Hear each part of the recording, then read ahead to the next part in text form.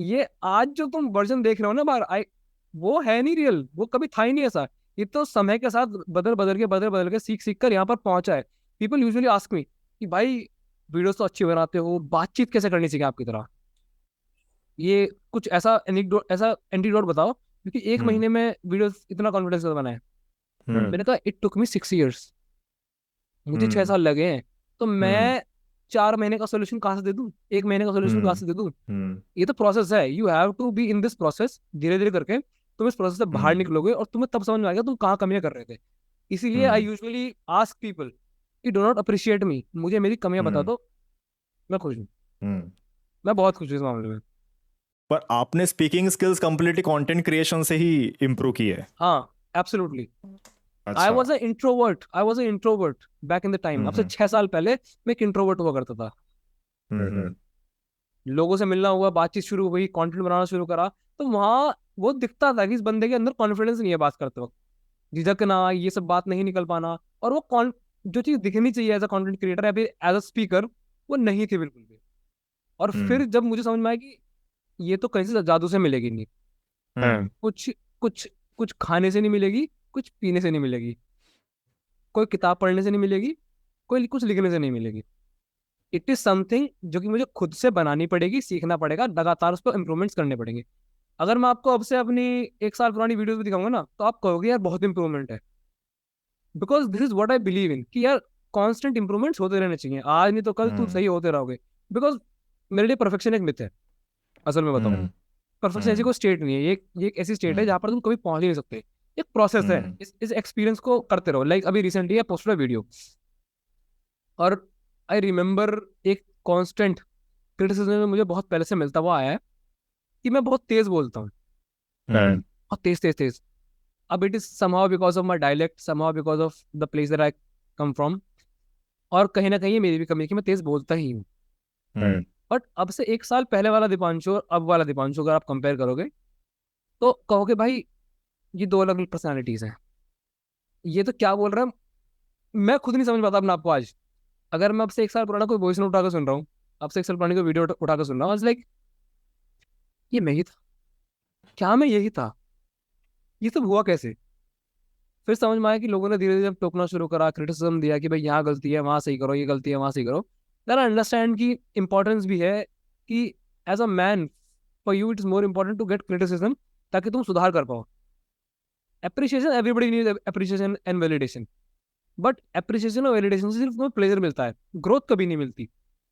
वही हम्म criticism criticism तुम्हें सोचने पर मजबूर करता है कि अगले इंसान ने ऐसा कहा क्यों, क्या मेरी कमी हम्म थी या फिर वो असल में मजाक ही कर रहा था मेरे साथ। और इस सोच हम्म से ही you have a space, you have a room for improvement. अगर मैं हम्म आज आपसे कह दूं कि शर्मिल भाई आपकी वीडियोस परफेक्ट है, हम्म तो it's too good to be true. हम्म आप कभी नहीं सोचोगे कि यार इंप्रूव कर सकता हूँ मैं कुछ, माइक में इंप्रूव करूँ, लाइटिंग में इंप्रूव करूँ, कंटेंट में इंप्रूव करूँ, कुछ कमी इंप्रूव कर सकता हूँ। बट अगर मैं कहूँ हम्म शर्मिल भाई नहीं, आपकी वीडियो में एक ऐसा एलिमेंट है जो कि अभी थोड़ी सी कमी ला रहा है, but if you can improve it, things will be completely change. Like जैसे मुझे क्रिटिसिज्म मिला, मैंने आपको बताया मुझे क्रिटिसिज्म मिलता है तेज बोलने पर। हम्म अगर मुझे कोई ये बताए ही ना कि मैं तेज बोलता हूँ, तो मेरे हम्म लिए तो वो नॉर्मल लाइफ है कि मैं ओ। बट जब मैं अपनी बात ही अच्छी तरीके से कन्वे नहीं कर पा रहा हूँ उस स्पीड में बोलकर, तो फिर हाँ। जितना मेहनत कर रहा हूँ, जितनी चीजें कर रहा हूँ, कोई बेनिफिट नहीं है, कुछ भी बेनिफिट नहीं है उस चीज का। Hmm but this is why I love criticism more than I love appreciation. But आपका हम्म क्या मानना है इस बारे में? मैंने भी एक्चुअली मैंने अपने पब्लिक स्पीकिंग या फिर कंटेंट क्रिएशन का क्रिटिसिज्म से नहीं, बट मैं खुद को ही बड़ा ही वैसा मानता था, मेरा सेल्फ एस्टीम बहुत लो था पहले से। When I was in college, 11th 12th, dancer, मैं सिर्फ डांसर अच्छा था, ठीक है। स्टेज पे चढ़ के परफॉर्म करना मुझे बड़ा पसंद था, क्राउड के सामने वो जो शर्विल शर्विल लोग चिल्लाते थे, तो वो बड़ा पसंद था। बट जब बात आती थी फ्रेंड्स के बीच में एक लीडर बनना, या फिर मैं एक ऐसा लड़का जो पे है बट है या नहीं है पता भी नहीं चलता, वैसे टाइप में, ठीक है। फ्रेंड सर्कल है बट मेरा कुछ वैसा वो नहीं है। बट बाद में धीरे धीरे मुझे लगा कि यार नहीं यार, मुझे अपना खुद का वैल्यू बढ़ाना चाहिए, अपना भाव बढ़ाना पड़ेगा। क्योंकि मैं पहले ऐसा था कि मैं अटेंशन के पीछे बहुत भागता था, मतलब बहुत पहले की बात है, कॉलेज 2011-12 2012 की बात है ये सारी। अटेंशन के पीछे भागता था कि यार कोई मुझे अटेंशन दे, कोई भाव दे, कोई मुझसे बात करे, ऐसी सारी चीज़ें, कोई मेरा भी अच्छा दोस्त बने। बट मैंने फिर सोचा कि यार शर्विल, तेरे में ऐसा है क्या कि लोग तेरे पास आए, लोग तेरे से बात करे? क्या है, क्या खास है तेरे में? बोला ऐसा कुछ अलग नहीं है। Then I join network marketing company. मैंने एक नेटवर्क मार्केटिंग से स्टार्ट किया था। वहाँ पे मेरे दोस्त ने बताया था, इवेंट के बारे में बताया था। वहाँ से मैंने देखा कि यार ये तो अलग ही लोग हैं, कुछ बड़े बड़े सपने, ड्रीम्स एंड ये वो। आपको पता होगा नेटवर्क मार्केटिंग सारी चीज़ें किया है कभी आपने, देखा होगा नहीं, कभी ना कभी। आई हैव सीन, मुझे I am jack of all trades, सब कुछ थोड़ा थोड़ा hmm I grab hmm in the hmm hole. हम्म तो वहाँ पे सेमिनार में, वहाँ पे मुझे लगा कि यार ये कर सकते हैं। और वहाँ पे मुझे मेरे एक मेंटोर मिले, उन्होंने मुझे बताया। मैंने उनको सवाल पूछा कि सर ये जो पब्लिक स्पीकिंग होती है, तो सर मतलब ये टैलेंट होता होगा ना, मतलब ये तो सर आप ही कर सकते हैं, मैं तो शायद मुझे नहीं लगता मैं कर पाऊंगा कभी। तो उस टाइम पे सर ने मुझे बोला था कि टैलेंट कुछ नहीं होता है, सब प्रैक्टिस से किया जाता है। एक टाइम आएगा जब तुम मेरे से भी बेटर स्पीकर बन जाएगा। मैं बोला सर हो ही नहीं सकता, पॉसिबल ही नहीं है, मैं जानता हूं खुद को। ठीक है, सोच के देखो, मैं वैसा सेल्फ एस्टीम था मेरा, बट स्टिल सर ने बहुत, वो कहते हैं ना थॉट, बार बार वो थॉट डाला कि शर्विल तू इंप्रूव करेगा, इंप्रूव करेगा, इंप्रूव करेगा। एंड वो एक थॉट हम रिपीट करते जाते हैं ना बार बार, तो एक बिलीफ बन जाता है कि मैं कर सकता हूं, मैं बेटर बन सकता हूं। और वो कब आया? जब मेरी पहली सेल आई, जब मैंने प्रेजेंटेशंस देना स्टार्ट किया, 1-to-1 देना स्टार्ट किया, फिर मैंने वेबिनार्स लेना स्टार्ट किया, वहाँ पे सेमिनार्स लेना स्टार्ट किया, इंट्रो सेशंस लेना स्टार्ट किए।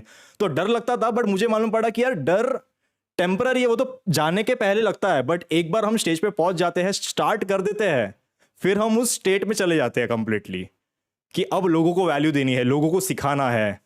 मैं यहाँ पे एक लीडर हूँ, लोग मेरी बात सुनने आए हैं यहाँ पे। अगर मैं कोई गलती भी कर दूं तो लोग मेरे साइड पे है, लोग चाहते हैं कि मैं अच्छा परफॉर्म करूं, तो अच्छा ही परफॉर्म करना है। यहाँ पे कोई लोग तुम्हें वो जज नहीं करने वाले कि यार अरे ये तो कैसा। तो मैं हमेशा से वही सोचता था कि देन कंटेंट क्रिएशन के थ्रू तो बहुत इंप्रूव किया है ये। फिर मैंने स्टार्ट किया था कंटेंट पिछले लॉकडाउन में, स्टार्ट किया था 2020।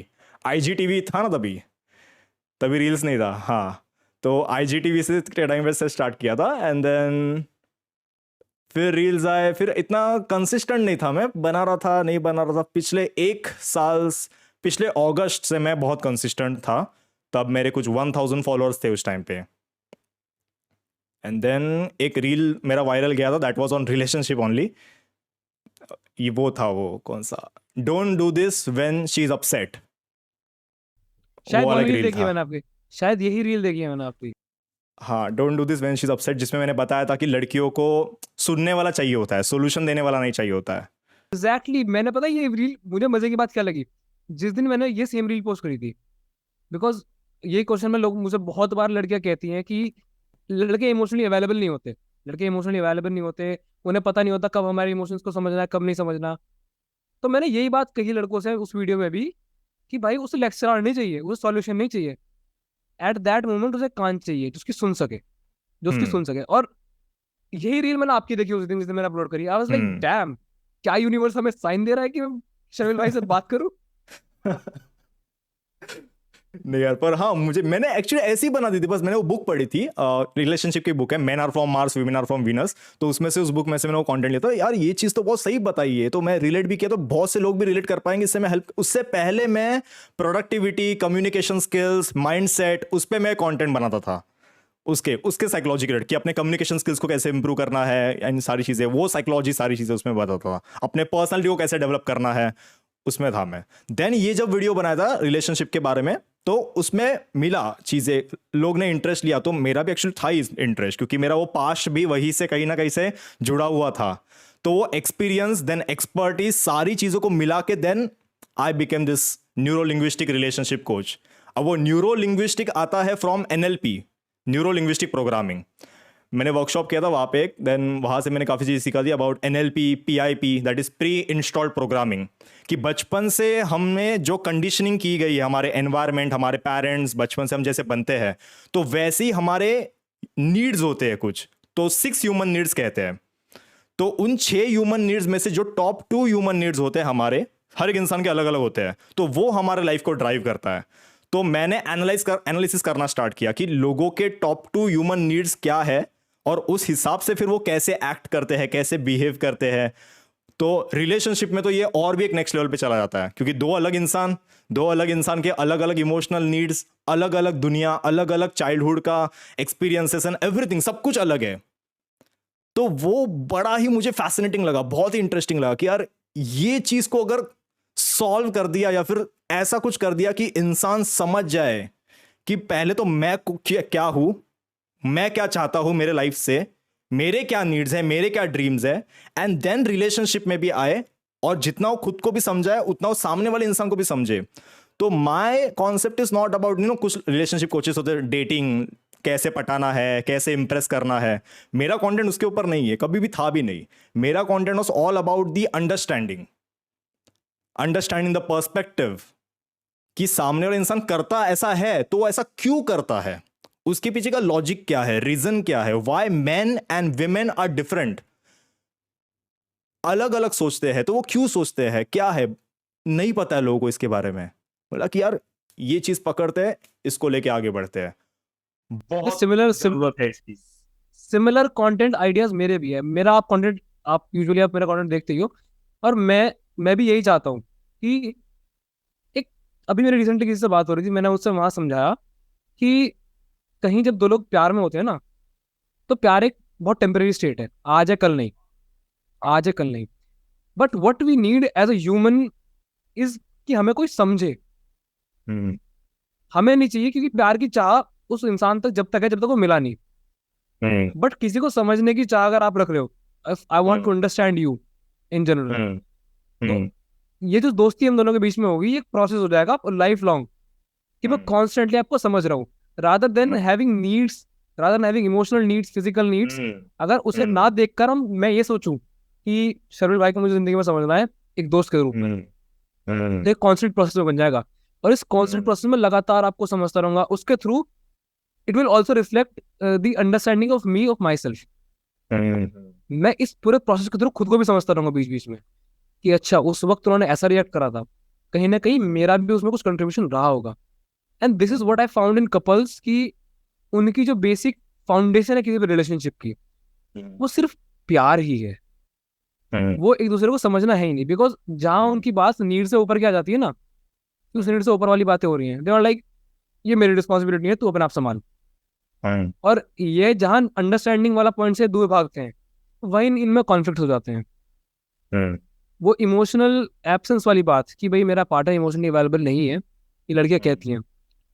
बट क्या लड़कों ने कभी सीखा भी है कि इमोशन को समझना कैसा है? क्या आपको कभी पता भी है कि उनके माइंडसेट में उस वक्त क्या चल रहा है?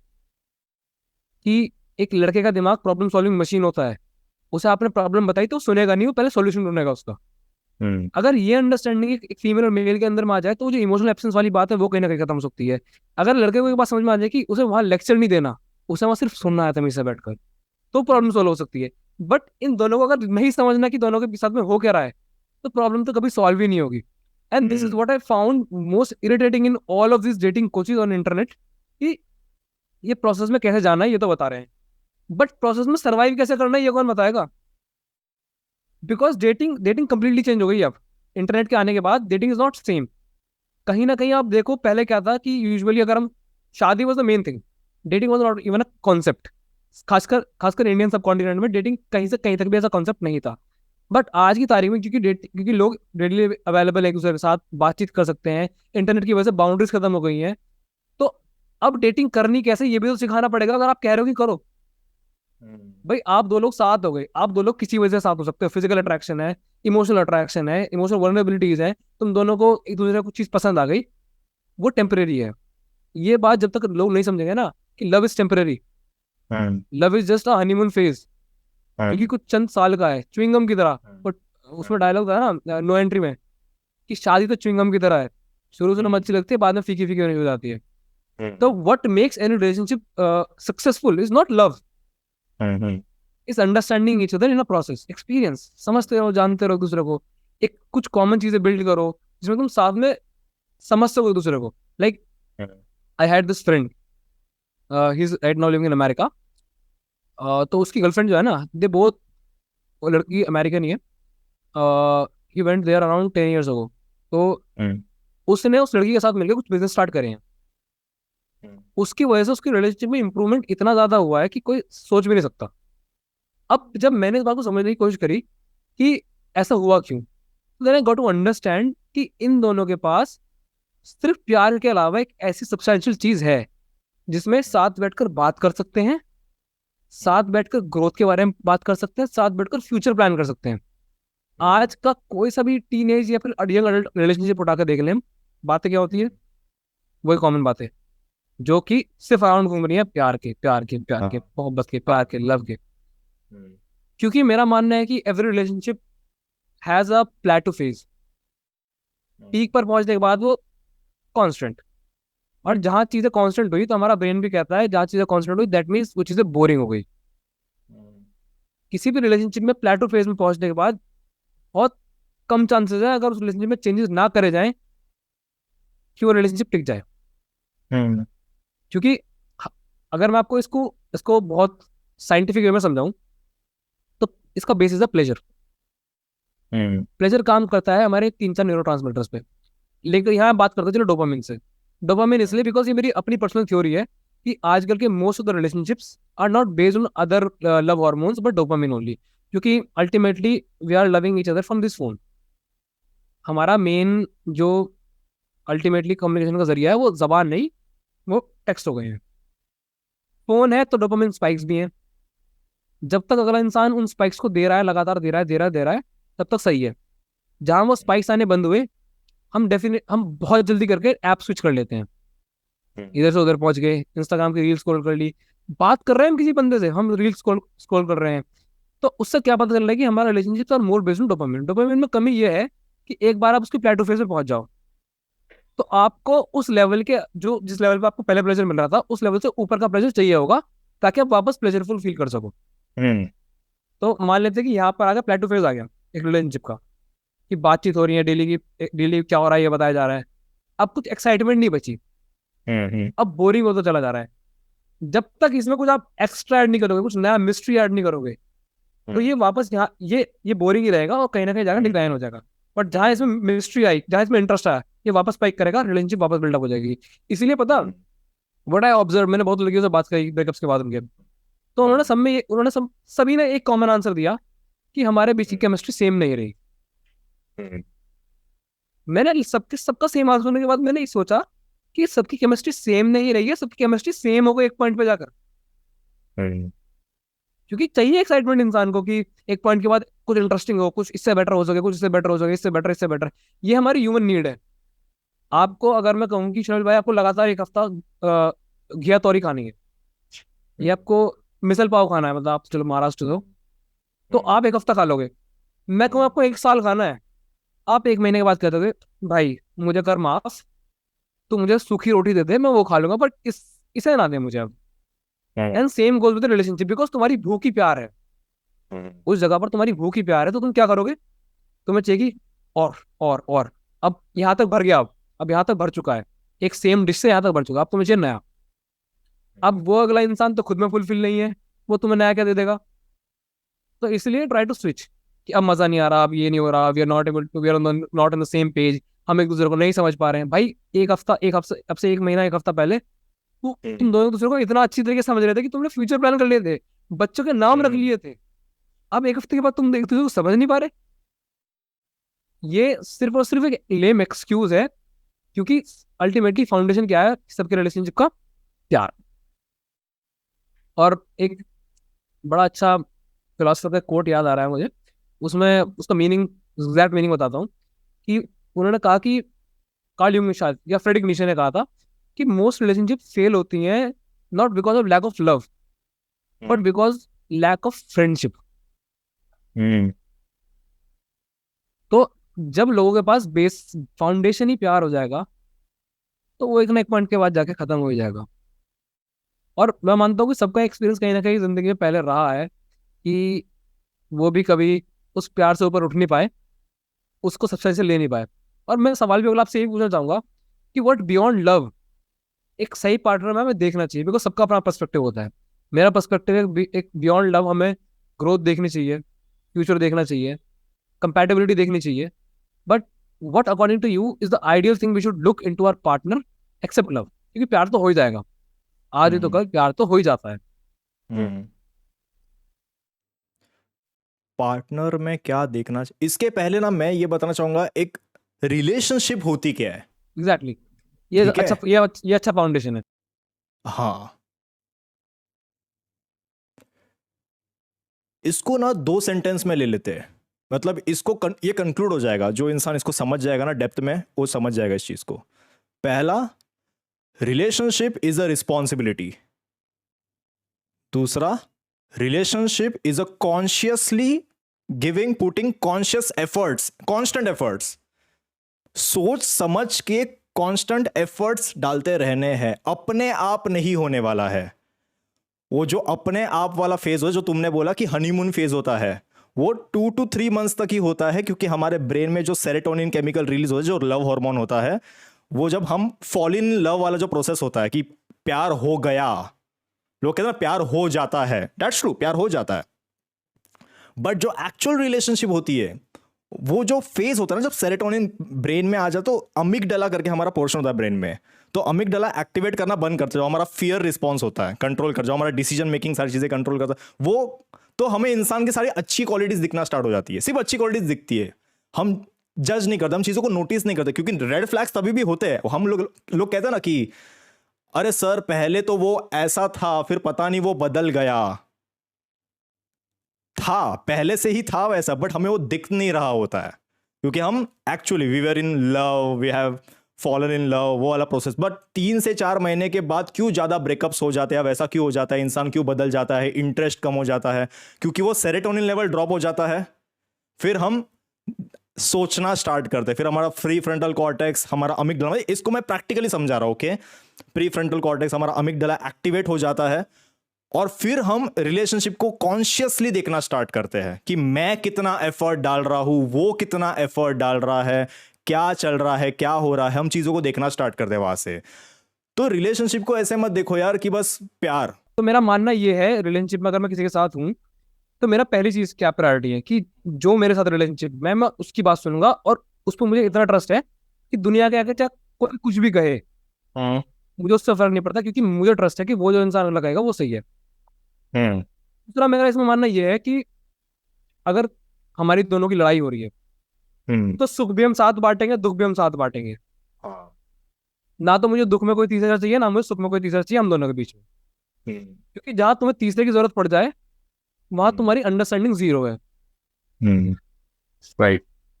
तो ट्रस्ट वाली बात ये होगी, अंडरस्टैंडिंग वाली बात ये होगी, respect is something which you need in any relationship, चाहे वो रोमांटिक हो या नॉन रोमांटिक हो। रिस्पेक्ट के बिना तुम उस रिलेशनशिप को कभी लास्ट लॉन्ग कर ही नहीं सकते, क्योंकि अगले इंसान को पता है कि आज नहीं तो कल ये तो काट देगा, या फिर ये तो बेवकूफ बना देगा मेरा, क्योंकि इसके अंदर मेरे लिए रिस्पेक्ट ही नहीं है। क्योंकि respect also gives you moral authority, एक मॉरल अथॉरिटी देता है तुम्हें कि तुम्हें एक पर्टिकुलर वे में एक्ट करना है। बट जब तुम्हारे पास वो रिस्पेक्ट देने वाली बात ही नहीं है, तो तुम्हें पता है मैं कुछ भी कर लूँ, आई एम नॉट अकाउंटेबल, मैं अकाउंटेबल ही नहीं हूँ कि मैं ये बात आगे जाकर कह दूं कि भाई मेरे से तो गलती हो गई। रिस्पेक्ट ही नहीं करता, गलती हुई तो क्या होगा, क्या उखाड़ लोगे।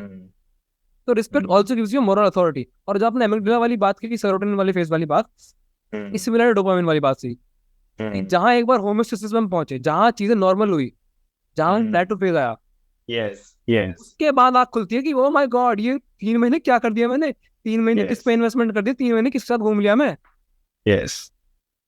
और जब ये फाउंडेशन तीनों तैयार हो गई, उसके बाद जब हम आपने कहा उसके बाद हमारी आंखें खुलती है, हम देखना शुरू करते हैं। अब आंखें खुल गई हैं, अब क्या। रिलेशनशिप में हमें प्यार हो जाता है, इंसान पहले एक्चुअली होता क्या पता है, जो अभी जनरेशन वगैरह सारी चीज़ें है, ऑनलाइन डेटिंग वगैरह सारी चीज़ें, तो हम ना इंसान के एक्सटर्नल चीज़ें बड़ा देखते हैं, अरे वो क्या बढ़िया गिटार प्ले करता है, अरे उसका you know the way he carry himself, या फिर अरे वो देख कितनी हॉट लगती है, या फिर ऐसे चीज़ें, एक्सटर्नल चीज़ें, ठीक है बढ़िया है, होना चाहिए सब में। बट रिलेशनशिप में ये मैटर नहीं करता है कि वो गिटार कितना अच्छा प्ले करता है, रिलेशनशिप में मैटर ये करता है कि उसका रिलेशन स्किल्स कितने अच्छे हैं।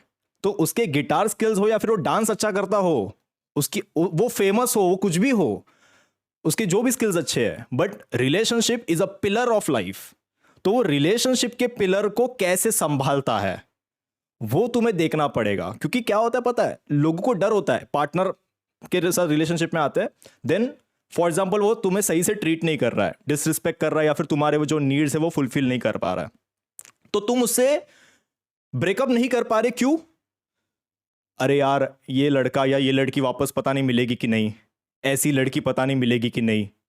बट तुम ये नहीं देख रहे हो कि जो रिलेशनशिप में हो वो चीज तो फुलफिल नहीं कर रही है, और वो रिलेशनशिप की कंपिटेंसी जो होती है ना वो नहीं है उस इंसान में, जो तुम्हें चाहिए उस इंसान से नहीं मिल रहा है। तो बाकी एक्सटर्नल चीजों को लेके जो तुम अभी तक पकड़े हुए ना इस इंसान को, उससे कुछ नहीं होने वाला है।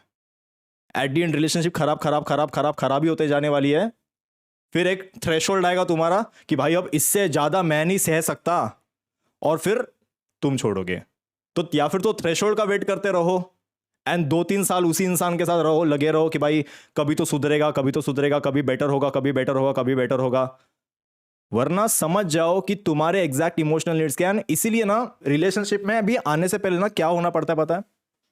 मैं ये चीज बताता हूँ बहुत लोगों को, मैं काउंसलिंग में भी बताता हूँ लोगों को, कि पहले तो तुम खुद को समझो।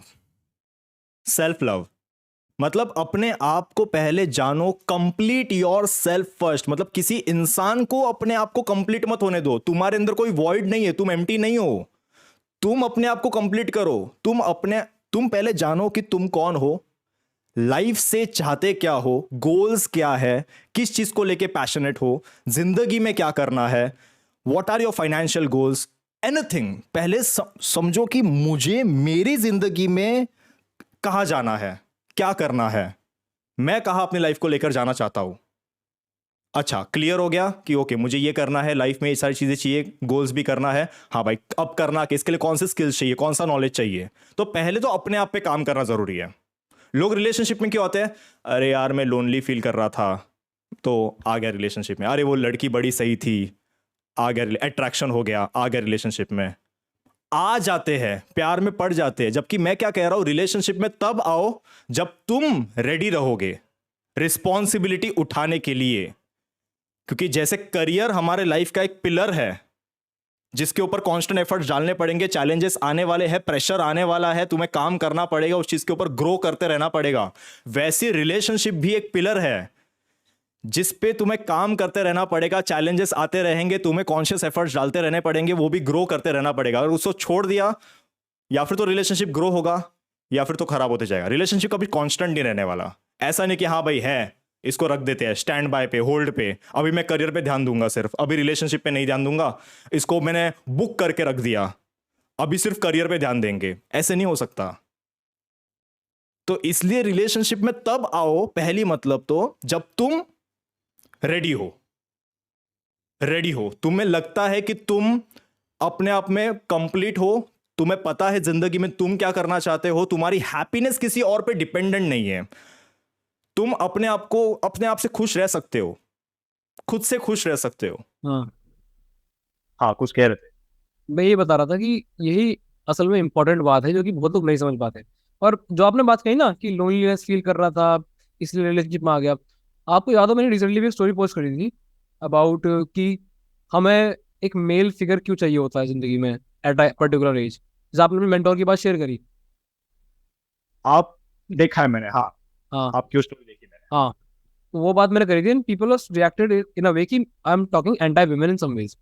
बट वहां पर मेरा मेन पर्पस उस वीडियो को बनाने का, स्टोरी को बनाने का ये था कि मैं बता पाऊँ कि एक आदमी की जिंदगी में पर्पस की बहुत बड़ी नीड होती है। Hmm purpose is like a driving force, hmm और वो पर्पस कभी कभी उसे खुद नहीं मिल पाता। हम्म तो वो दो उस पर्पस को दो जगह ढूंढता है। पहला एक औरत में, हम्म दूसरा बाहर दुनिया में। और अगर उसे हम्म दोनों जगह नहीं मिल रहा तो वो इंसान, वो आदमी आदमी नहीं, वो जानवर बन जाता है। हम्म सबसे पहले वो औरत में इसलिए ढूंढता है कि because in general females are meant to give man a purpose. किस तरीके से? हम्म शादी हुई, शादी के बाद बच्चे हुए, पहले उसे हम्म उस लड़की का करना है, फिर उन दो बच्चे जो भी बच्चे हो रहे हैं उनके लिए काम करना है। तो पर्पस मिल गया काम करने का। And it is very common हमारे वेस्टर्न उत्तर प्रदेश में भी और दिल्ली एनसीआर में कि अगर लड़का कुछ नहीं करता ना, अगर वो बड़ा आलसी इंसान है, तो उसकी शादी बहुत जल्दी कर देते हैं, 17 18 19 20 21 में निपटा दिया, ताकि वो थोड़ा अवेयर हो जाए कि भाई रियलिटी हिट कर रही है, अब करना है। और ये पर्पस मिला तो मिला, वरना वो इधर उधर घूमता ही फिरेगा। ये लड़की मिल जाए उसके बाद पर्पस मिलेगा, लड़की मिल जाए पर्पस मिलेगा। और इसी जगह, दूसरी जगह जो मैं बात कर रहा था कानून था, वो एक बाहर दुनिया में, बाहर दुनिया में मिलता है उसे purpose through a mentor, through a masculine guiding light. जैसे आप बता रहे थे कि आपके अंदर सेल्फ एस्टीम की बड़ी कमी थी। अगर मैं कहूँ आप उस मेंटोर से कभी मिले ना होते, तो क्या आज आप इस स्टेज में होते जहां पर आप मुझसे बात कर पा रहे हैं इतना कॉन्फिडेंटली, आप हजारों लाखों लोगों को काउंसिल कर पा रहे हैं? Because of that masculine guiding light in your life who constantly tell you कि देख, रियलिटी बदल सकती है, तेरे पास पर्पस है जिंदगी का, और ये पर्पस कोई और नहीं, तू अपने आप से अंदर से लाएगा। You have change yourself after that. क्योंकि आपको हम्म, पता चला ना कि यार, मुझे किसी और की जरूरत नहीं है पर्पस लाने के लिए, मुझे किसी और की जरूरत नहीं है खुद हम्म, की खुशी के लिए, मुझे किसी और की जरूरत नहीं है कि मुझे पता है कि मैं मुझे जिंदगी में करना क्या है। Hmm, because of that man, because of that masculine light, वो आया, उसने बताया, देख शर्विल, ऐसा नहीं है कि तू बोल नहीं सकता, यह है कि तू बस बोलना नहीं चाह रहा है, ट्राई तो कर, हिम्मत तो ला, एक बार गिर तो सही। वो presence of masculinity in your life is most important. तुम्हें पता लगता रहता है ना कि कहीं ना कहीं मैं गिर भी गया तो पीछे खड़ा है। हम्म, आप जब हम स्टार्टिंग में साइकिल चलानी सीखते हैं, तो बड़ा डर रहता है बिना बिना सपोर्टिंग व्हील्स के साइकिल चलाने में, कि यार हम्म, चोट ना लग जाए, ये ना हो जाए। But we have our fathers, वो पीछे खड़े हैं ना, तो हम कॉन्फिडेंस मार कर दो पैडल और मार देंगे। हम हम्म, कोशिश कर देंगे उस चीज को ब्रेक करने का जो हमें डरा रहा था। तो वही मैस्कुलिन गाइडिंग लाइट जब इंसान को मिलती है तो पर्पस मिल जाता है, और उस पर्पस की वजह से वो फिर नहीं ढूंढता किसी में फुलफिलमेंट, वो उसे पता चल जाएगा कि I can fulfil my self bye my own. मुझे जरूरत नहीं है किसी की। और यही सबसे ज्यादा जो लड़के आज के टाइम में लैक करते हैं, कि एट द एज जहां पर उन्हें खुद पर काम करना चाहिए, हम्म, वहां पर वो पर्पस ढूंढ रहे हैं किसी कन्या के थ्रू, हम्म, जो कि कहीं ना कहीं उन्हें उन्हें फिर बहुत पीछे फेंक देता है, एक ऐसे स्टेज पर ला देता है जहां पर वो कहीं के भी नहीं रह पाते। मैं नहीं कहता कि मत करो डेट, भाई डेट करो, बट पहले खुद को तो समझ लो, तुम्हारा डेटिंग का पर्पस क्या है आज की तारीख में। कि वो अगला इंसान तुम्हें बताए कि तुम कौन हो, हम्म, तुम्हारी लाइफ का पर्पस क्या, वो अगला इंसान आके तुम्हें बताए, वो नहीं बता पाएगा कभी। तुम ढूंढते रह जाओ, वो कभी नहीं बता पाएगा। इसलिए ना लड़के बड़ा हिचकते हैं तो confess their love. Oh my God, मैं उससे कहूंगा तो क्या सोचेगी, क्या होगा, कैसे होगा। और मैं यहाँ पर एक बात बड़ी हंसी में सोचता हूँ कि भाई, ऐसे सोच क्यों रहे हो, एग्जाम थोड़ी ना है ये कि उसने कह दिया कि नहीं, तेरी तू इनकॉम्पिटेंट है, तुझे मैं रिजेक्ट कर रही हूँ, तो तेरे पर ठप्पा लग गया कि तू जिंदगी में कुछ कर नहीं सकता। द मेयर रीजन तुम्हें तुम्हें डर है उसके रिजेक्शन का, क्योंकि तुम्हें पता है कि अगर उसने रिजेक्ट कर दिया तो तुम कहीं के नहीं बचोगे। क्योंकि तुम्हें चाहिए कि वो तुम्हें बताए कि तुम कौन हो। और तुम्हारा जब मेन सोर्स ही तुम्हें मना कर देगा कि वो कह रहा है कि मैं नहीं बताऊंगा तुझे तू कौन है, तुम्हारे पास तो पर्पस ही नहीं बचा, तुम्हारे पास तो कोई लाइफ गोल ही नहीं बचा, क्योंकि पर्पस नहीं ऐसा कर दे कि ठेंगा, जाओ जाओ जाओ, मुझे नहीं पता। हम्म, तो बड़ी कमी लोगों में यहाँ यही आती है कि वो दूसरों में ढूंढने की कोशिश करते हैं खुद को, कि यार ये बता दे, वो बता दे। और कहीं ना कहीं मैं मानता हूँ कि our whole understanding of friendship relationships are just to understand our self. Hmm, ultimate goal ही हमारा वो होता है कि हम खुद को ज्यादा जान पाए। आप आपसे मैं बात कर रहा हूँ, आपको मैं बताऊंगा शेरविल भाई, ये आप में बड़ी अच्छी क्वालिटी है। मैंने बताया आपको, आपको अपनी नई क्वालिटी पता चली, आप सोचोगे इस बारे, अलग सी चीज सोचोगे, ओ माय गॉड, इससे रिलेटेड कुछ और क्वालिटीज है क्या मेरे अंदर। मेरे थ्रू आपको अपने आप को जानने मिला। And this is what I think कि द मोस्ट बेसिक थिंग जो कि किसी भी रिलेशनशिप को टिकने में बड़ी मदद करती है आज की तारीख में, कि अगर तुम्हें अगला इंसान समझ पा रहा है, जो मैंने पहले बात कही थी, अंडरस्टैंडिंग। क्योंकि तुम्हें चाहिए कि तुम्हें कोई अंडरस्टैंड करे, वो फिर तुम्हें रिफ्लेक्ट करे उस चीज को। रिलेशनशिप्स आर लाइक मिरर, जहां अगले वाला तुम्हारी जस्ट मिरर इमेज है, जहां तुम्हें तुम्हारी बार बार औकात दिखा रहा है कि देख, तू ये नहीं, तू ये है, तू ये नहीं, तू ये है। और इसी में मैंने सी पीपल कि वो नहीं देख पाते एक दूसरे की आंखों में एक दूसरे को, जब भी पुश कर रहे हैं एक दूसरे को कि नहीं भाई मैं नहीं देख पा रहा हूँ, फिर भी मैं चाहता हूँ कि हम दोनों साथ रहें, हम लोग साथ रहें, हम इसे वर्कआउट करा लें। भाई नहीं होगा वो कभी वर्कआउट, वो काम ही नहीं करेगा कभी। क्यों? क्योंकि तेरा बेसिस ही जो चीज तू चाह रहा है वो तो कभी नहीं मिल पाएगी।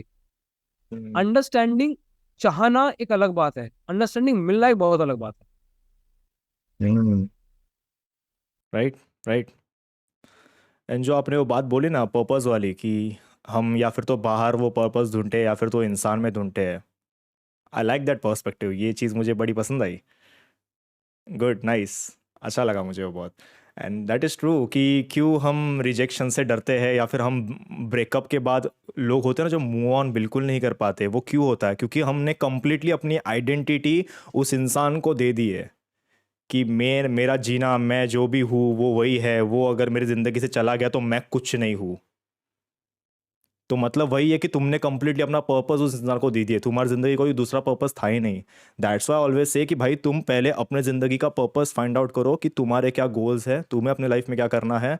फिर कोई इंसान अगर आ रहा है तो इट इज़, मतलब वो एक, ऐसे देखो कि वो एक बोनस है, वो तुम्हारा एक बूस्टर है, या फिर उस पर्पस को पूरा करने का। या फिर जो इंसान जिंदगी में आ रहा है तो अब you are ready to give. तो रिलेशनशिप अबाउट गिविंग, क्योंकि तुम अब खुश हो अपने लाइफ में, तुम बढ़िया कर रहे हो अपने लाइफ में, चल रहा है थोड़ा बहुत जो भी स्ट्रगल फेस जो भी है, बट जैसा भी है। बट हाँ, जैसे मैंने बताया, relationship is a responsibility at the and, putting efforts. तो जब एक इंसान आता है ना तुम्हारी लाइफ में, तो उसे ऐसा वो हो गया भाई, प्यार मोहब्बत सब हो गया, सही है, वो तो होना ही चाहिए, डेफिनेटली रोमांस वगैरह होना चाहिए। बट जो बेस है ना, दैट इज, जो मैंने आपने बोला ना कि अंडरस्टैंडिंग होनी चाहिए दोनों में। और वो अंडरस्टैंडिंग कैसे आएगी? कम्युनिकेशन से आएगी।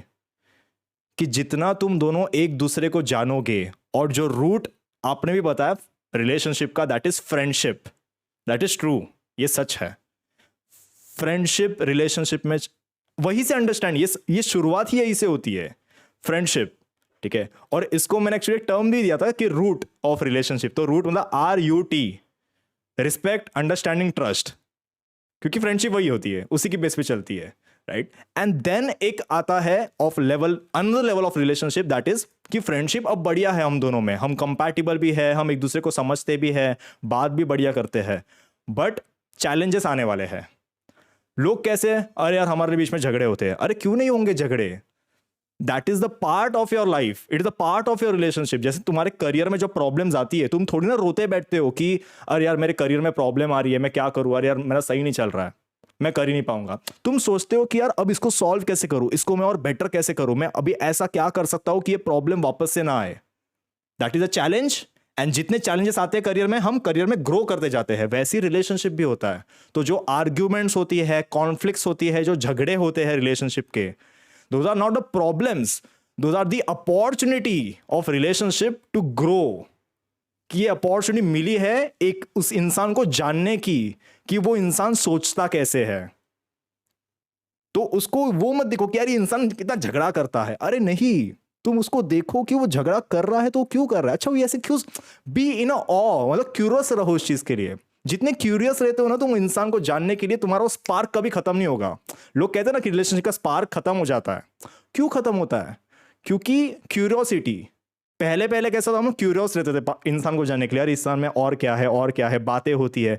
बट जब सारी बातें खत्म हो जाती फिर ऐसे होता कि हाँ ठीक है अब तो पता है इस इंसान के बारे में, बट नहीं, उस इंसान में और बहुत सी चीजें हैं जो तुम्हें बिल्कुल नहीं पता है, और वो पता चलेंगी चैलेंजेस के थ्रू, आर्ग्यूमेंट्स के थ्रू। क्यूरियस रहो कि उस जो झगड़ा हुआ, वो गुस्सा क्यों किया उसने, क्या हुआ, क्या नहीं हुआ, मुझसे क्या गलती हुई, मैं कैसे इंप्रूव कर सकता हूं, मैं उसे क्या कह सकता हूं। उसके पर्सपेक्टिव से सोचना स्टार्ट करना पड़ेगा कि उसने इस चीज को कैसे देखा। क्योंकि मैंने एक बात समझी है, बहुत टाइम से इस चीज को समझा है, बट आज भी मेरे से भी कभी कभी ये झगड़ा गलती हो जाती है कि मैं एक पॉइंट को अपने वे में देख रहा होता हूं, मुझे वो चीज सही लग रही होती है और मैं कहता हूं कि ये सही है, बट उसी टाइम पे दूसरा इंसान भी उस पॉइंट को सही प्रूव कर रहा होता है, क्योंकि उसके सब्जेक्टिव वर्ल्ड और रियलिटी के हिसाब से वो पॉइंट सही है। एंड दिस इज पॉसिबल कि एक चीज दो इंसान के सेम टाइम पर अलग अलग व्यू पॉइंट हो सकते, तो दोनों भी सही हो सकते हैं।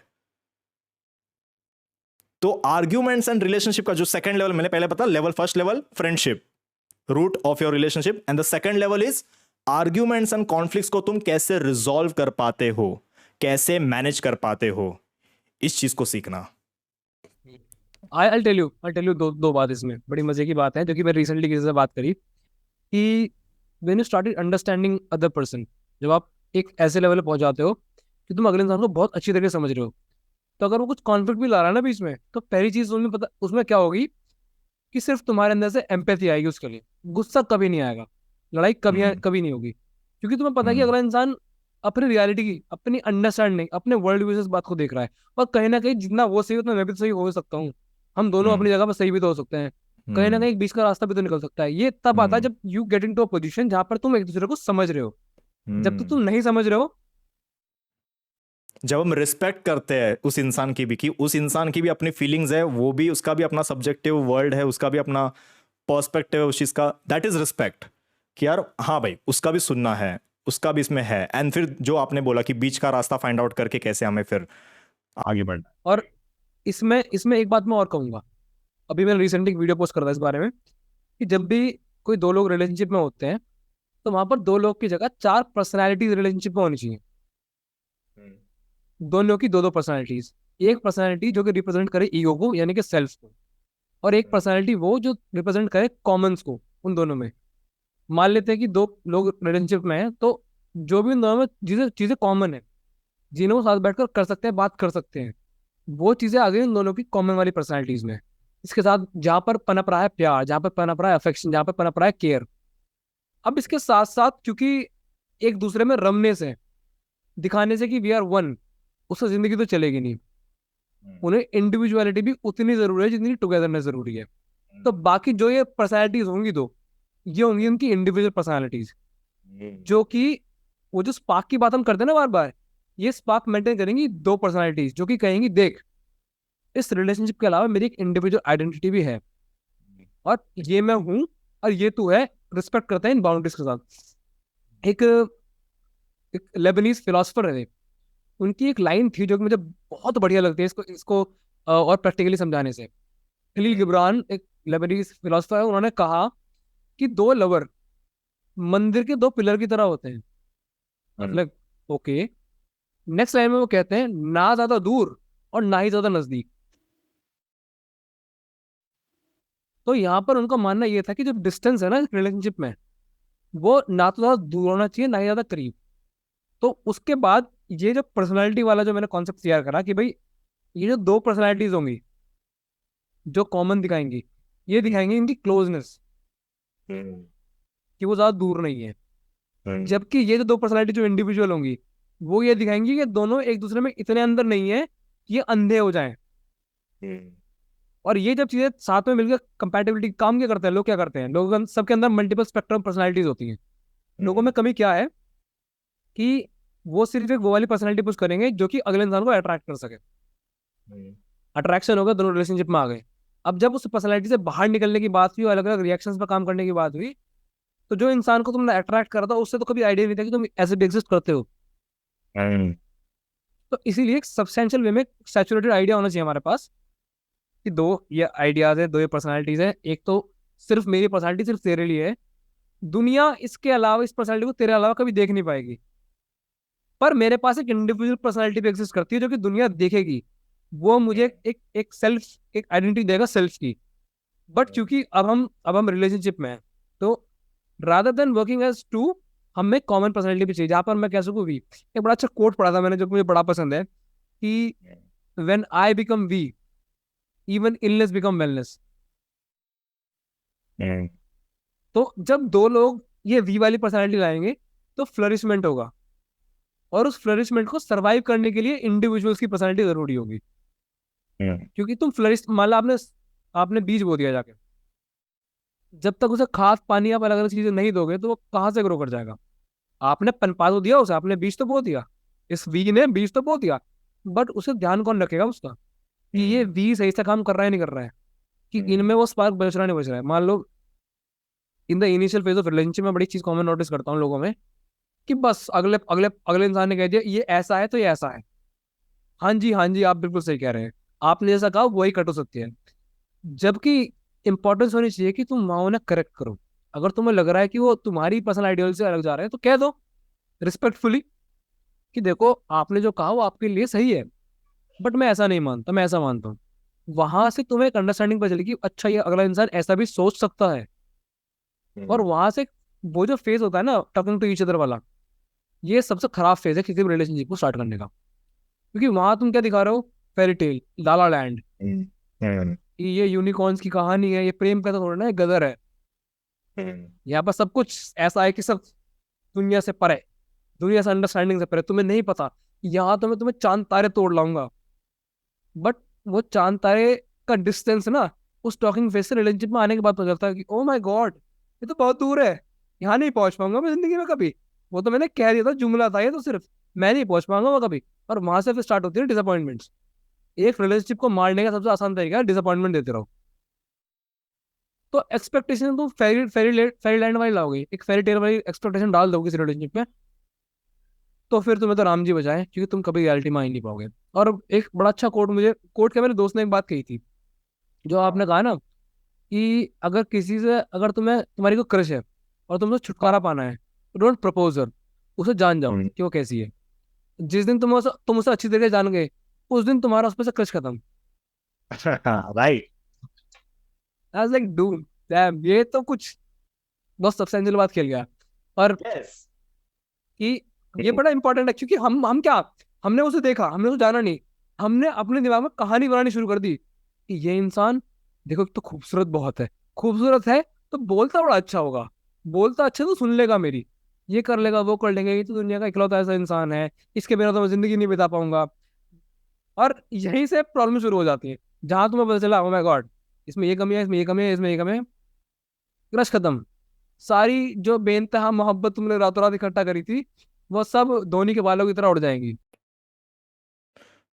ये वही पॉइंट है जहाँ से हमने स्टार्ट की थी ना। मैंने बताया था कि इंसान एक्सटर्नल चीज़ों को देखता है कि हाँ ये बढ़िया है, ऐसे दिखता है, ऐसे दिखता है, ये ऐसे बोलता अच्छा है, ये वो। बट एक्चुअल इंसान की जो इंडिविजुअलिटी होती है, जो इंसान असली में जो होता है, उसे जब हम जानते हैं तब हम फाइंड आउट कर पाते हैं कि क्या ये चीज़ मेरे से मैच हो पा रहा है या नहीं हो पा रहा है। तो वो क्रश एंड एक्सटर्नल ब्यूटी या फिर जो भी सारी चीज़ें फैसिनेटिंग लगती है बाहर बाहर से, इट्स ओके, बट इम्पॉर्टेंट ये करता है कि रिलेशनशिप को वो इंसान कैसे संभाल पाता है, तुम्हें कैसे संभाल पाता है, तुम्हारी कितनी वैल्यू करता है, तुम्हारे नीड्स की कितनी रिस्पेक्ट करता है, तुम्हारे बाउंड्रीज को वो समझ पाता है कि नहीं समझ पाता है। लोग आते हैं रिलेशनशिप में कि सर बढ़िया है, मतलब अच्छा है, केयर करता है, सारी चीज़ें करता है, बट सर वो मुझे नहीं पसंद जब वो दूसरी लड़कियों से बात करता है, चैट करता है, या फिर ऐसे ऐसे सारी चीज़ें। मैं उसको बोलती भी हूँ कि चैट मत कर, या फिर दूसरे मुझे ऐसा पसंद नहीं है, बट वो फिर मुझे ही कहता है कि नहीं वगैरह सारी चीज़ें। अब देखो कितना भी अच्छा हो जैसा भी हो, बट अब ये क्योंकि तुम्हारी एक बाउंड्री तुमने रखी थी कि तुम्हारी एक इनसिक्योरिटी थी, बट उसने तुम्हारे इनसिक्योरिटी को क्या किया, वो तेरी प्रॉब्लम है, तू देख ले, तू ट्रस्ट नहीं कर रही मुझ पे। जबकि उसको ये फीलिंग देनी चाहिए थी कि अच्छा तुझे नहीं पसंद कोई चीज़, बात नहीं, उसे वो सिक्योरिटी देना कि मैं हूँ, कोई बात नहीं, मैं हूँ, तू जैसा बोलती है वी विल डू इट, साथ में मिलके करते हैं, हो जाए। कहीं ना कहीं से वो कॉम्प्रोमाइज लाना पड़ता है। और मैं उसको कॉम्प्रोमाइज भी नहीं बोलता यार, compromise is a negative word. मतलब वो ऐसा है कि यार मुझे छोड़ना पड़ा इसके लिए, तो हमें छोड़ना नहीं पड़ता रिलेशनशिप में चीज़ों को, हम छोड़ देते हैं। क्योंकि हमारे लिए हमारा लाइफ में भी इंपॉर्टेंट क्या है, हमारे गोल्स एंड हमारा पार्टनर एंड हमारी मेंटल पीस। तो इसके अलावा बाकी सारी चीजें मजे के लिए ठीक है, बट सबसे पहली प्रायोरिटी होनी चाहिए, पहले तो हमारा मेंटल पीस, हम खुद, हमारा हैप्पीनेस, दूसरा हमारा रिलेशनशिप, एंड तीसरा हमारे गोल्स, हमारा करियर, हमारे फाइनेंसेस एंड एवरीथिंग, कि वो सही रहे। बाकी चीजें अगर इसमें बीच में आ रही है, तुम्हारा रिलेशनशिप खराब कर रही है, तो एक बार उसको छोड़ दो यार।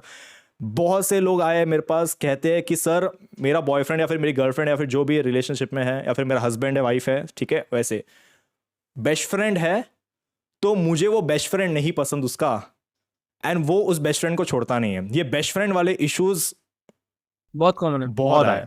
इस बहुत पे ज्यादा आपका common क्या टेक है? है। बेस्ट फ्रेंड वाले सीन पे मेरा एक टेक है कि सिंपली आपको एक बात समझनी चाहिए कि अपोजिट जेंडर के साथ, नीचे का मानना था ये कि you can never be friends with opposite gender, there will always be a spark between you to.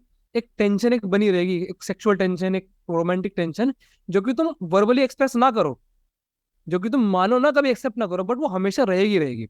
तो मेरा सिंपली मानना यह है कि when you get a person जो कि तुम्हारे इमोशनल नीड्स पूरी कर रहा है, तुम्हारा पार्टनर अगर तुम्हें मिल चुका है, तो you should start making boundaries with your best friend as soon as possible. मेरा सिंपल रूल है, थंब रूल है, कि अगर तुम्हारे पास पार्टनर है तो अपोजिट जेंडर के साथ जितनी बाउंड्रीज हो उतनी रखो। बिकॉज तुम, वो इनसिक्योरिटी वाली बात आपने रखी, ये जो इनसिक्योरिटी वाली बात है, ये इंडिविजुअल पर्सनैलिटी की बात नहीं है, ये वी में मानी है, ये वी वाली पर्सनैलिटी जो है, ये वहां काम करने वाली बात है कि हम दोनों मिलकर बात करते हैं क्योंकि हम दोनों एक दूसरे को ज्यादा इंपॉर्टेंट है rather than दुनिया।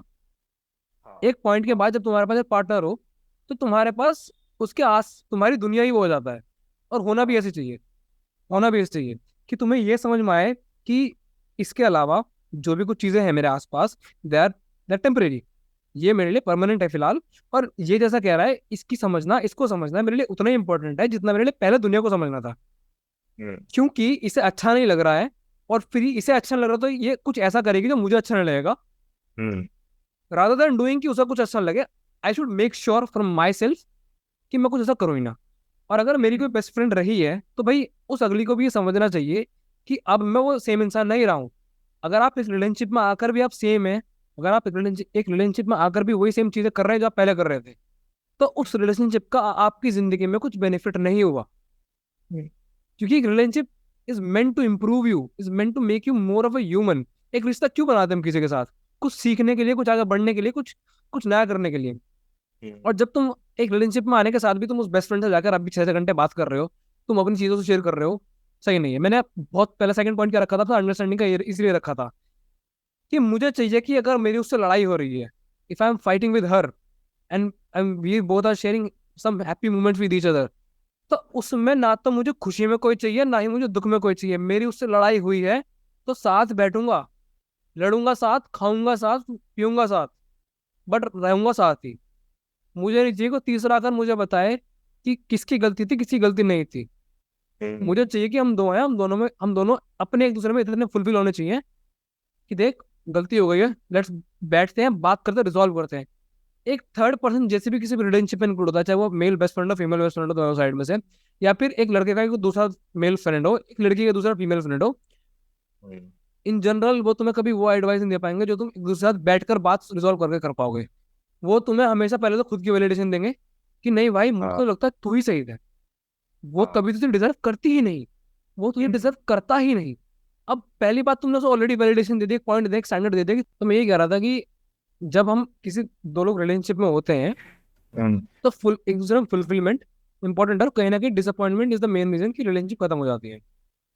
इसके अलावा आपने इनिशियली बात कही थी, जो कि मुझे एक बड़ा बड़ा अच्छा फ्रेंच कोट है एक, जो कि मैं इंग्लिश में ट्रांसलेट करूंगा, वो मुझे याद आता है। और वो ट्रू है दोनों जेंडर्स के लिए, बट जिसने वो लिखा था उसने बड़ा मेल उस पर्सपेक्टिव से लिखा था। ही सेड कि the man who can best get along with the women is the man who can get along without them. एक इंसान एक इन, एक इंसान एक बेस्ट एक रिलेशनशिप में इंपॉर्टेंट, एक सक्सेसफुल रिलेशनशिप के लिए सिर्फ इंपॉर्टेंट बात यह है कि तुम उस इंसान के बिना भी उतने फुलफिल्ड हो जितने तुम उसके साथ हो। ओके। अगर तुम उसके बिना अपने आप को एम्प्टी महसूस कर रहे हो, खाली महसूस कर रहे हो, पर्पसलेस महसूस कर रहे हो, तो मतलब तुम कभी उस रिलेशनशिप के लिए बने ही नहीं थे, तुम कभी उस रिलेशनशिप के लिए बेस्ट थे ही नहीं। और जब तुम दूसरे को ये बात कन्वे कर पाओ इजीली कि देख, तू है तो मैं अच्छा हूं, बट तू नहीं है, मैं फिर भी अच्छा हूं, तो फिर एक जो पर्सपेक्टिव बना रहता है ना रिलेशनशिप का, कि भाई चलो सब सही चलता रहेगा, कि ये इंसान मेरे बिना खराब नहीं हो सकता, और मैं तो इसकी जिंदगी में सिर्फ वैल्यू ऐड कर रहा हूँ या वैल्यू ऐड कर रही हूँ। ये बड़ा इंपॉर्टेंट है इन जनरल। ये जब चीज़ आ जाती है ना, जो आपने बोली है कि मैं उसके बिना भी मैं जो हूँ वो हूँ, एंड मैं ख़त्म नहीं होता हूँ, या फिर मेरी अपनी एक सेल्फ वर्थ होती है, तो वहाँ से ये ओवर थिंकिंग एंड एंग्जाइटी की इशू सॉल्व होती है। वही अगेन मेरी थ्योरी ऑफ पर्सनालिटी वाली, इंडिविजुअल पर्सनालिटी इसीलिए एक रिलेशनशिप में जरूरी है, ताकि अगर तुम कभी उस वी वाली पर्सनालिटी से वाइप आउट हो गए, तुम्हारे पास ऑलरेडी एक इंसान तैयार है जिसके पास पर्सनल हाँ, गोल्स थे, यस जिसके यस पास अपने यस। आइडियाज थे, जिसके पास अपनी इंडिविजुअलिटी थी। तो उसे वहां जाकर भीख मांगने की जरूरत नहीं कि भाई आ जाओ। और इससे पहले मैं बात कर रहा हूँ साइलेंट ट्रीटमेंट पे, कि हाँ। मोस्ट रिलेशनशिप में आज कमी ये है कि जहाँ कुछ गड़बड़ हुई, रादर देन टॉकिंग, वो एक दूसरे का साइलेंट ट्रीटमेंट देना शुरू कर देंगे, बात ही नहीं करेंगे, गायब, गोस्टिंग, साइलेंट ट्रीटमेंट। क्या होगा? कुछ नहीं होगा, उससे सॉल्यूशन कभी मिलेगा ही नहीं। तो हमारी जनरेशन ने कभी कॉम्प्रोमाइज और बातचीत करने का सीखा ही नहीं।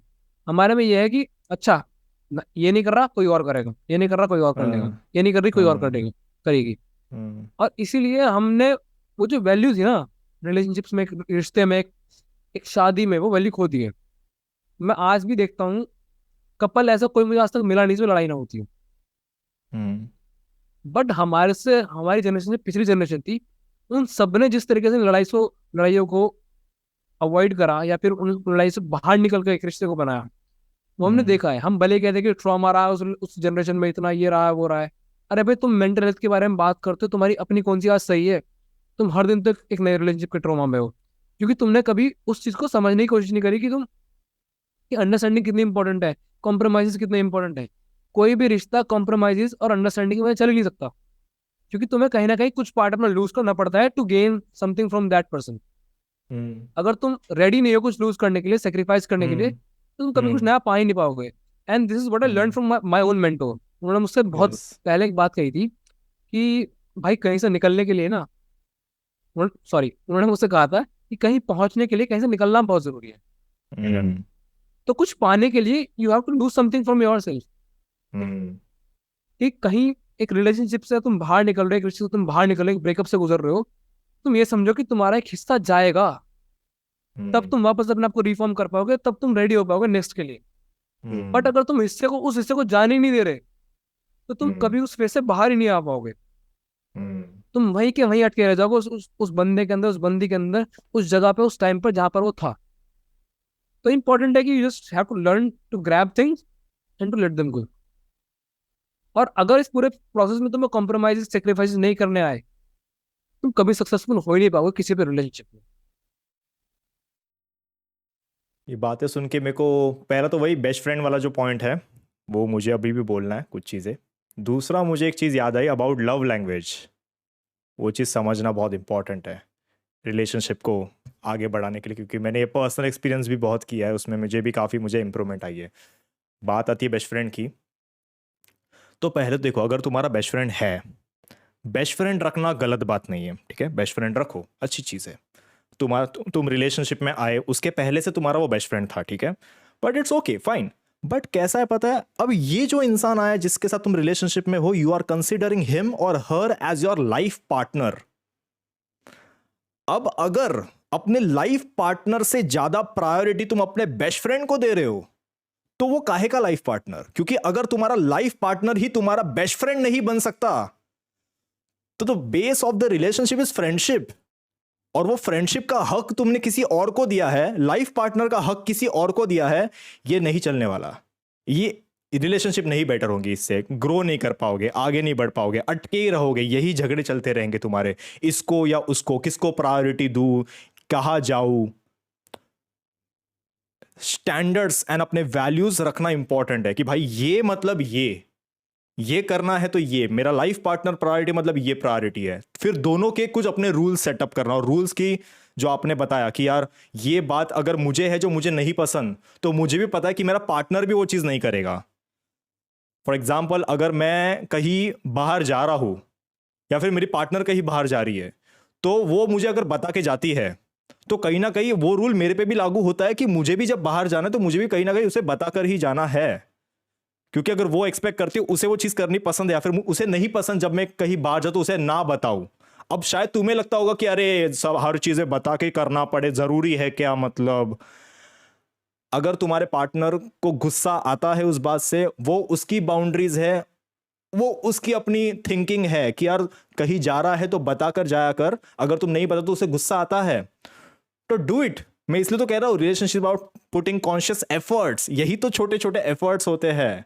Efforts is not just put giving surprises and gifts and spending quality time, सब सही है, बट ये सारी चीजें भी होती है कि तुम अपने थोड़े पर्सनालिटी को भी और इंप्रूव करो, अपने आप को अपग्रेड करो। ऐसे नहीं कि रिजिड रहना है कि नहीं भाई मैं तो जैसा हूं वैसा रहूंगा, वो मुझे एक्सेप्ट करे जैसा भी मैं हूं वैसा। बहुत लोग ऐसे होते हैं जो कहते हैं कि वो मुझे एक्सेप्ट करनी चाहिए, मैं जैसे हूं वैसे, उसी के लिए। कुछ हद तक ये बात सही है कि एक्सेप्टेंस इज इंपॉर्टेंट, बट हाँ इंप्रूवमेंट इज ऑल्सो इंपॉर्टेंट। कि मैं तो जैसा हूं वैसा ही रहूंगा, मैं बिल्कुल भी चेंजेस नहीं लाऊंगा अपने अंदर, उसको एडजस्ट करना चाहिए मेरे हिसाब से। This is completely wrong, this is getting toxic. फिर वो रिलेशनशिप टॉक्सिक में वो नार्सिज्म हो जाता है फिर, कि तू मेरे हिसाब से रहेगी, तू मेरे हिसाब से रहेगा, मैं जैसा बोलूंगी वैसे चीज़ें होंगी, ये मुझे नहीं पसंद तो मैं नहीं करूंगा, बाकी मुझे जो पसंद है मैं तो वो करूंगा। मुझे क्लबिंग जाना पसंद है, मुझे दोस्तों के साथ घूमना पसंद है, वो मेरे दोस्त पहले से थे, तुझे फर्क पड़ता है नहीं फर्क पड़ता है, आई डोंट केयर, बट मेरे दोस्त हैं, मैं उनकी रिस्पेक्ट करता हूँ। बट तू तेरी रिलेशनशिप की कहाँ रिस्पेक्ट कर रहा है? तो दिस इज व्हाट मीन्स कि तुम रिलेशनशिप के लिए रेडी थे ही नहीं, तुम बस मजे के लिए रिलेशनशिप में आए थे, अच्छा लग रहा था उस रिलेशनशिप के लिए आना, बट तुम उस रिलेशनशिप की इज्जत नहीं कर रहे हो, उसकी वैल्यू नहीं कर रहे हो, कदर नहीं कर रहे हो उस इंसान की, और उस इंसान की फीलिंग्स की कदर नहीं कर रहे हो, विच इज़ रॉन्ग। तो ये बेस्ट फ्रेंड्स एंड फ्रेंड्स कभी ना कभी ये थोड़ा प्रायोरिटी लेवल पे ऊपर, क्योंकि लाइफ पार्टनर जो है ना, ये लाइफ पार्टनर है जो जिंदगी भर तुम्हारे साथ रहने वाला है। तो यार इसके ऊपर कुछ नहीं है, इस चीज को ऐसे देखना होगा। इस चीज को सिंपल बात है तो कि अगर आपकी, मैं क्या कहा, आपके अगर प्रायोरिटीज चेंज नहीं हो रही है ना रिलेशनशिप के बाद, तो उस हम्म। रिलेशनशिप ने आपकी जिंदगी में कुछ बदलाव लाया ही नहीं। और अगर मैं इस बात को देखूँ तो I have understood this very recently कि एक रिश्ते में एक इंसान वो चीजें देता है दूसरे इंसान को जो उसे सामने से चाहिए, चाहे वो इंफॉर्मेशन देना हो, चाहे वो बातें हो, चाहे वो प्यार हो, वो वही लेवल की चीजें देगा जो सामने से एक्सपेक्टेशन है। जैसे एक रिलेशनशिप, एक कपल था मेरे सामने, उनसे मेरी बातचीत हो रही थी, तो जैसा आपने कहा, तो उस कपल ने मुझसे कहा कि ये मेरी ड्रेसिंग पे बड़ा उंगली उठाता है कि मैं ऐसे ड्रेस ना पहनूं, वैसे ना पहनूं, और जब मैं ऐसा कहती हूँ तो ये मेरी सुनता नहीं। मैंने उससे पूछा कि भाई, अगर तू ये एक्सपेक्ट कर रहा है कि वो तेरी सुने, तो it is your moral obligation कि तू वो करे जो वो कह रही है। तुम दोनों का पार्टिसिपेशन इक्वल होना चाहिए in terms of giving efforts. भले ही रिलेशनशिप 50-50 ना होता हो, मैं मानना है रिलेशनशिप 50-50 नहीं होता, बट एफर्ट्स तो एटलीस्ट 50-50 के ट्राई कर सकते हो तुम। मैं कह रहा हूँ हमेशा एक ना एक पार्टनर रिलेशनशिप में डोमिनेंट होता है कि वो कंट्रोल कर रहा है सारे रिलेशनशिप को, बट ऐसा तो ना हो कि एक डोमिनेट कर रहा है तो दूसरा एफर्ट ही नहीं डाल रहा।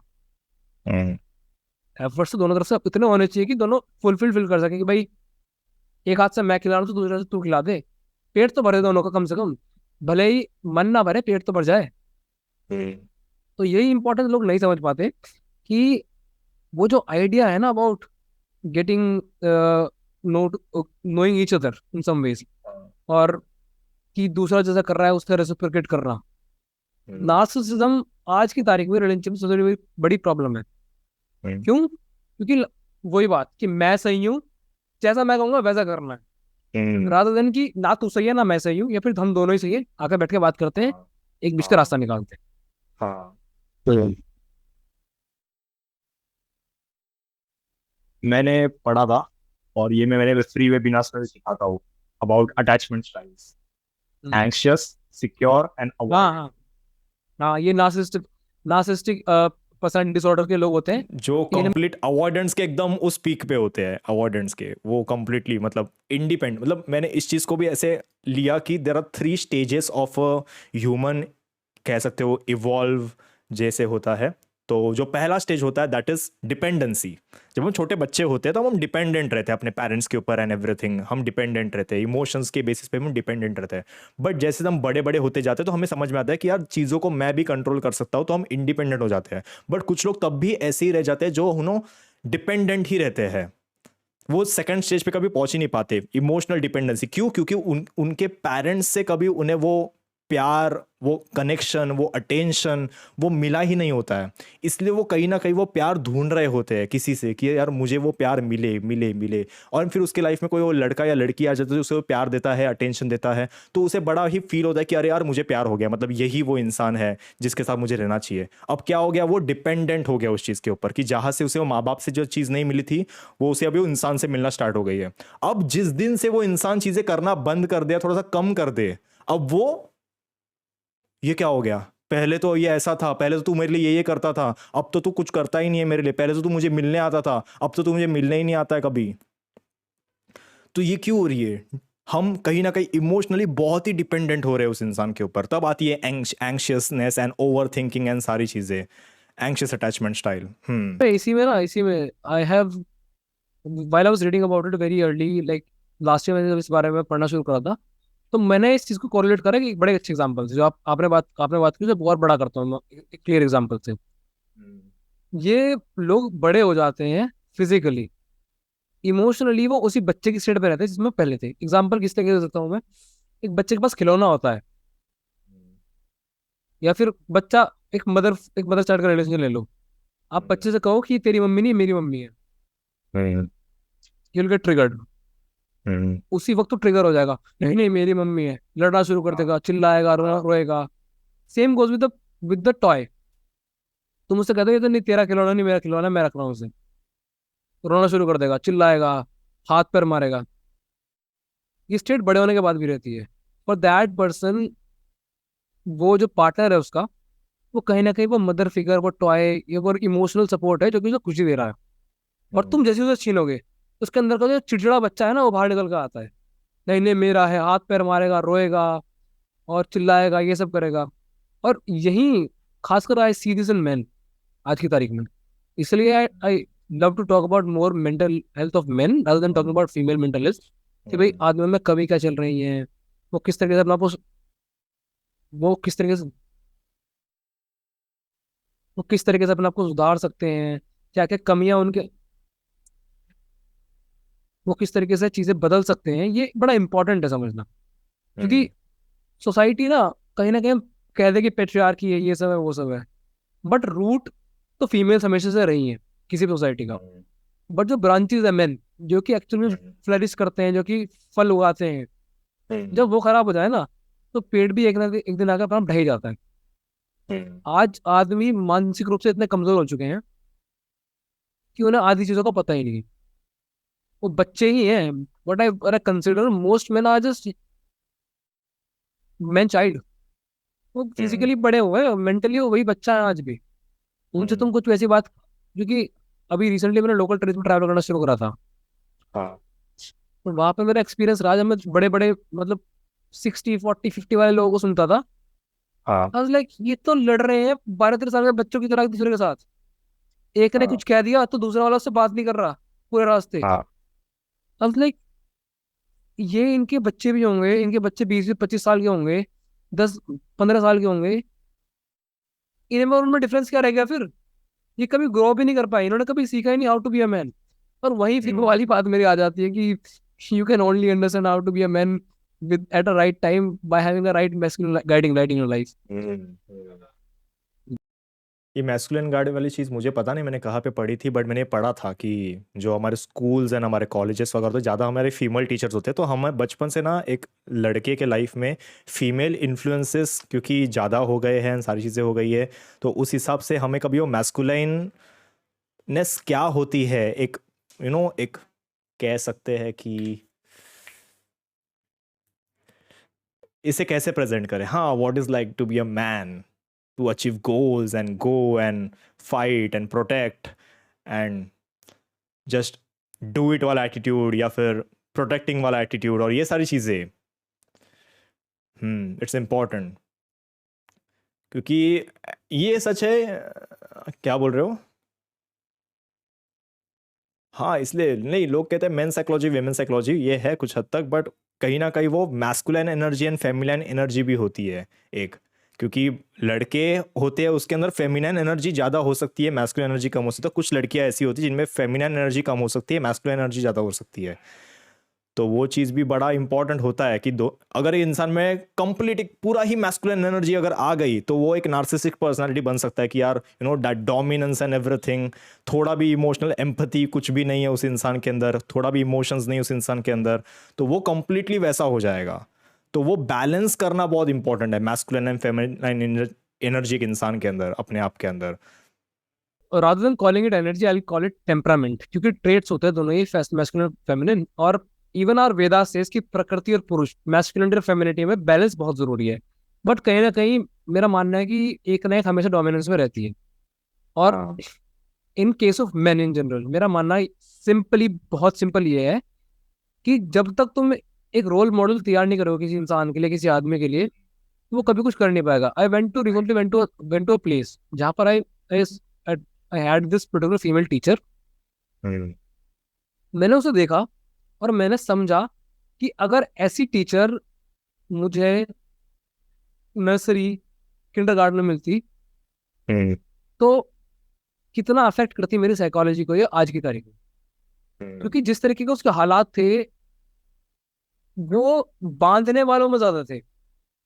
But in case of main, हमारी जो मेल साइकोलॉजी है ये बड़ी अजीब है। अजीब किस तरीके से?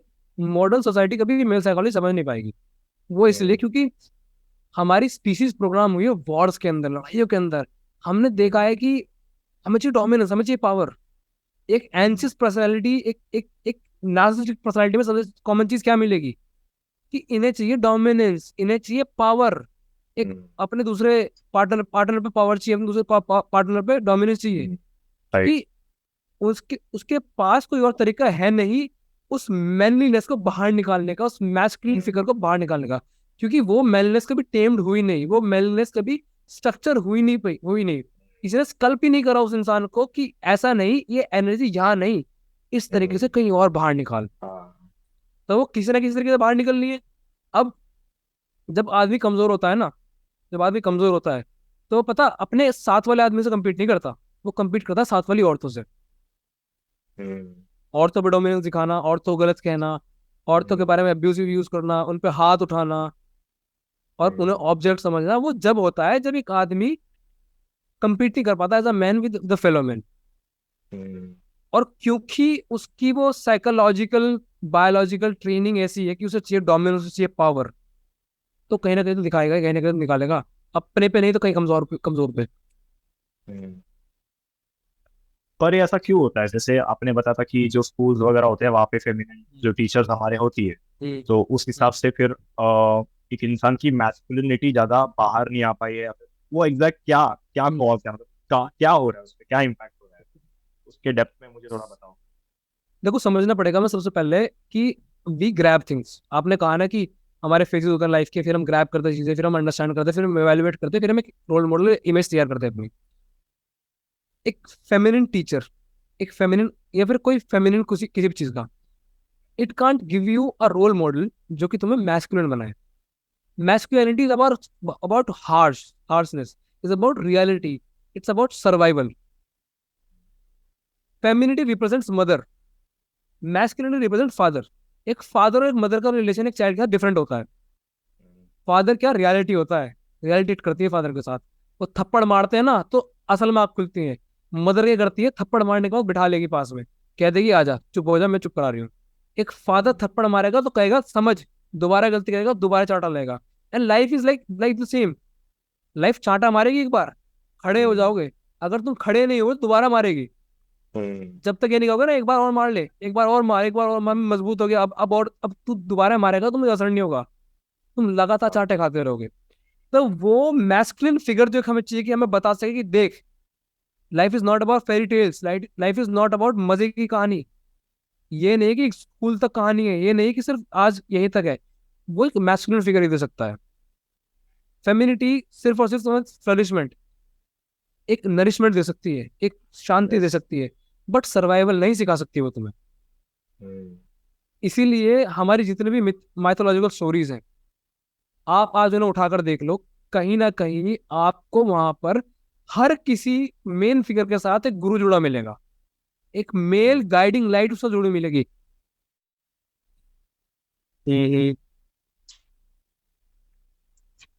अर्जुन के साथ अर्जुन के साथ श्री कृष्ण, श्री कृष्ण के साथ उनके गुरु, राम जी के साथ उनके गुरु, सभी के साथ एक गुरु शिष्य परंपरा चलती है जिसमें गुरु ने एक रोल निभाया, एक मैस्कुलिन गाइडिंग लाइट का, एक सेकेंडरी फादर फिगर का, जिसने तुम्हें रियलिटी दिखाई है कि देख यहाँ तक था जो था, यहाँ से आगे कहानी और खराब है।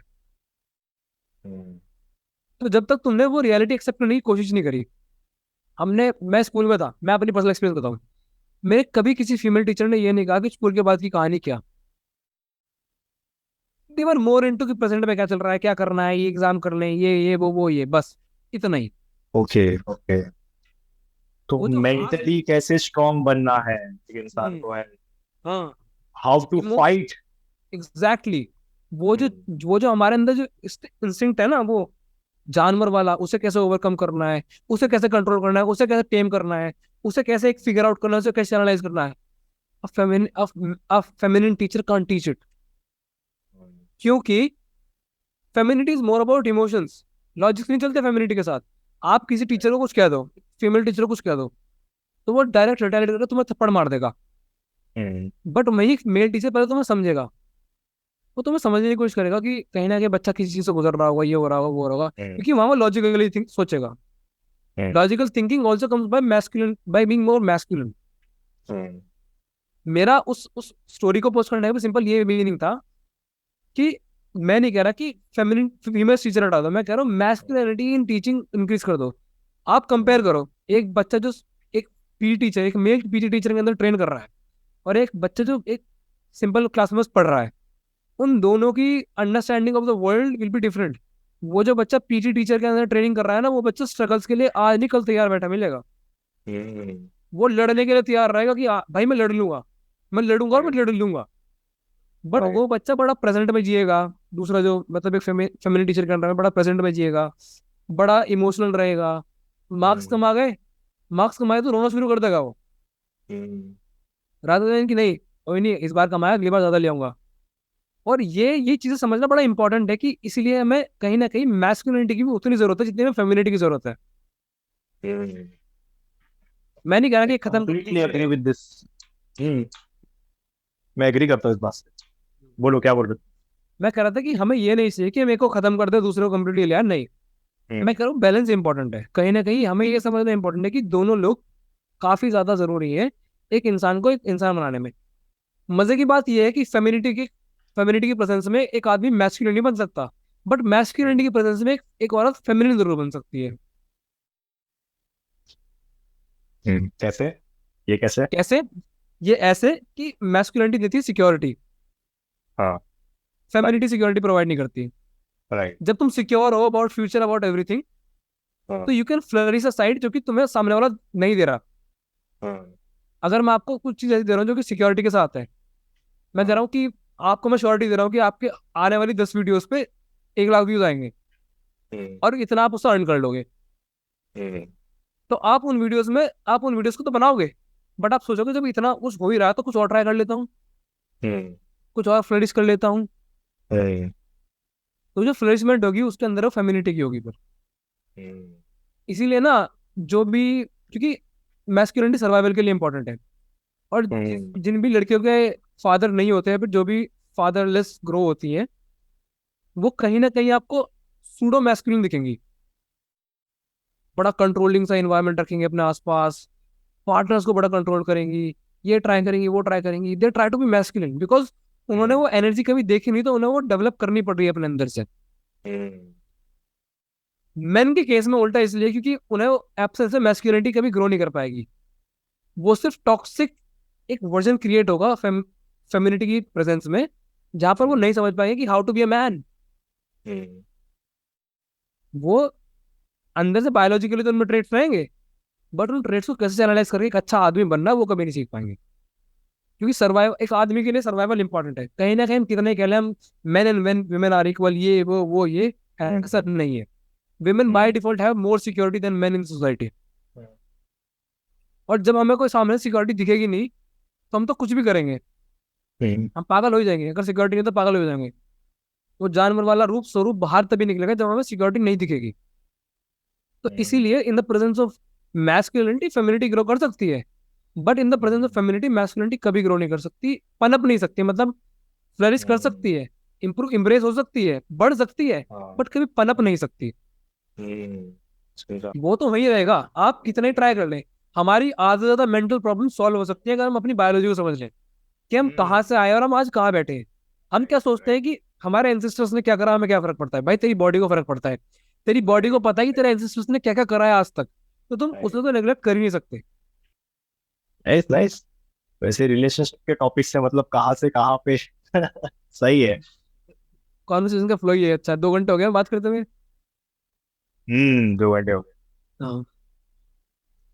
हाँ, बट अच्छा लगा, पॉडकास्ट करते हैं चलो आपके साथ दोबारा कभी और आई होप करेंगे इसका हम पार्ट 2 ऐसा कुछ करेंगे। हाँ, आई होप यार आपको काफी सारी बातें करने के लिए, बहुत सी मेरे दिमाग में भी और पॉइंट्स आ रहे थे, बट डेफिनेटली मेरी एक मीटिंग भी है, फिर हम डेफिनेटली नेक्स्ट मीटिंग हम करेंगे। नेक्स्ट 2-3 वीक्स में हम वापस से मिलते हैं। Sure. I hope you enjoyed the conversation. I hope you enjoyed. मजा आया, डेफिनेटली गुड, अमेजिंग। एंड तुम एक ऐसे पर्सन हो कि मतलब मैंने नहीं सोचा था कि हम्म लाइक एक होता है ना कि वाइब मैच होती है इंसान के साथ जब बात हम्म करता है, हम्म इंसान की सोच मैच हम्म करती है, तो तुम्हारे साथ मेरे हम्म आपकी सोच मैच किया, मुझे वो चीजें कनेक्ट हो रही तुम्हारे साथ, तो वो कनेक्शन हम्म मेरा हुआ तुम्हारे साथ, दैट वाज ऑसम। हम्म। नहीं, वो तो मुझे आपकी वीडियो देखकर समझ में आ गया था कि we are were too similar, हम दोनों का सही सही जम जाएगी।